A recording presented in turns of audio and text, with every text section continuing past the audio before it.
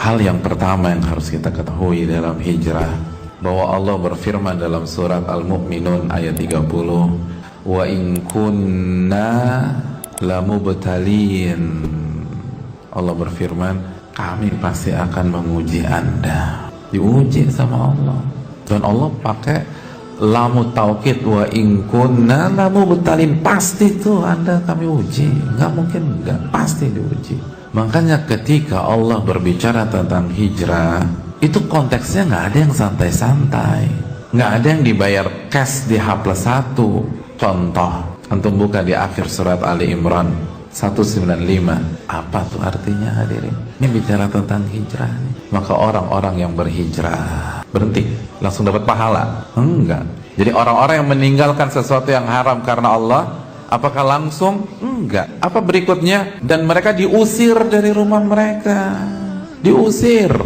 Jadi kalau cuman dijutekin sama keluarga besar, disindir, dibilang orang sesat, makanya nggak heran ketika kita berhijrah, mayoritas orang yang berhijrah akan mendapatkan kendala dari keluarga.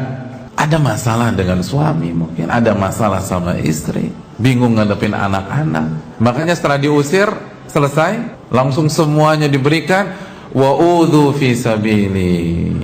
Mereka akan disakiti karena benar-benar berupaya tetap berjalan di jalanku, kata Allah. Disakiti, mungkin fisik, mungkin perasaan, mental, dijauhin sama teman-temannya, dikucilkan, dikeluarin dari kantornya. Ada yang dikeluarin dari kantor. Dan yang mau merintis usaha gagal lagi, gagal lagi, gagal lagi. Dia harus nahan lapar. Berhenti sampai di sini? Enggak. Wa qatalu wa qutilu. Sebagian orang sampai ke titik mereka berperang dan mereka terbunuh. Orang-orang hijrah itu kalau harus berperang, berperang. Tentu saja dengan kaidah yang benar. Hijrah itu bukan personal picture. Hijrah itu berat, nggak mudah. Baru setelah itu la ukaffiranna anhum sayyiatihim. Baru kita ampuni dosa-dosa mereka. Pasti itu Allah ampuni dosa-dosanya. Lalu kita masukkan ke surga. Jadi keliru angan-angan sebagian orang yang berhijrah agar seluruh masalahnya hilang. Kan banyak orang hijrah begitu kan. Banyak orang mau hijrah ketika di PHK, ketika dapat kabar bahwa perusahaannya usianya tinggal 6 bulan lagi, baru dia bingung tuh gimana bayar uang gedung segala macam. Pengen hijrah ketika udah ada panggilan kedua dari pengadilan agama, ini mau cerai nih berdua, baru datang. Ketika suami nikah siri, baru datang ke pengajian. Kalau enggak udah lupa. Nah, angannya apa? Dia berharap tuh begitu saya datang ke kajian, hilang tuh semuanya. Hidup tanpa masalah mustahil. Dan kalau nggak ada ujian, nggak akan terbukti mana yang sedikit.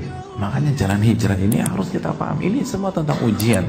Ujian loyalitas kepada Allah, ujian keikhlasan kepada Allah, ujian orientasi akhirat. Karena dunia adalah kampungnya ujian. Dunia bukan tempat reward and punishment buat orang mukmin. Jadi begitu dia tinggalkan usahanya, di otaknya masih tetap pengen jadi orang kaya gitu loh. Makanya begitu nggak kaya-kaya justru jatuh, dia down. Coba kalau orang yang ikhlas dalam hijrah, ya udah Allah ridho sama orang yang nggak punya duit terus dia sabar. Begitu Anda nggak punya duit, Anda sabar, goal Anda kan tercapai. Kok Anda stres? Kok Anda bingung? Wong goalnya Anda tercapai, tujuan Anda dapat kok. Kenapa Anda masih ngeluh? Kalau tujuan Anda Allah, kenapa Anda galau ketika Allah senang sama Anda? Berarti bukan itu yang Anda cari. Yang Anda cari duit, tapi kemasannya hijrah, casingnya hijrah. Tapi tetap duit yang diincar, tetap popularitas yang diincar, tetap panggung dunia yang Anda incar. Tapi beda genre. Nggak ada yang instan hadirin, nggak ada yang instan. Apalagi hijrah. Tadi antum kita udah jelas, ini ujian. Kalau antum lahap semua, antum yang nggak kuat. Makanya sabda nabinya, illa ghalaba, Anda yang nggak kuat. Karena Anda kebanyakan. Jadi jangan salahkan ujiannya, Anda yang salah. Anda yang kuras energi Anda di awal, sehingga di pertengahan dan di akhir Anda udah nggak punya energi lagi.